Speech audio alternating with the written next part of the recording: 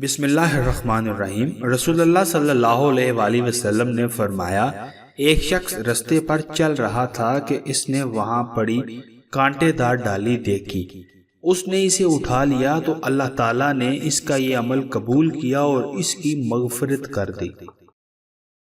رسول اللہ صلی اللہ علیہ وآلہ وسلم نے فرمایا، قیامت اس وقت تک قائم نہ ہوگی جب تک ابن مریم کا نزول ایک عادل حکمران کی حیثیت سے تم میں نہ ہو جائے۔ وہ صلیب کو توڑ دیں گے، سوروں کو قتل کر دیں گے اور جزیہ قبول نہیں کریں گے۔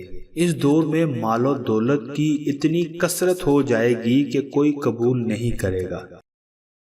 نبی کریم صلی اللہ علیہ وآلہ وسلم فتح مکہ کے دن جب مکہ میں داخل ہوئے تو خانہ کعبہ کے چاروں طرف 360 بت تھے۔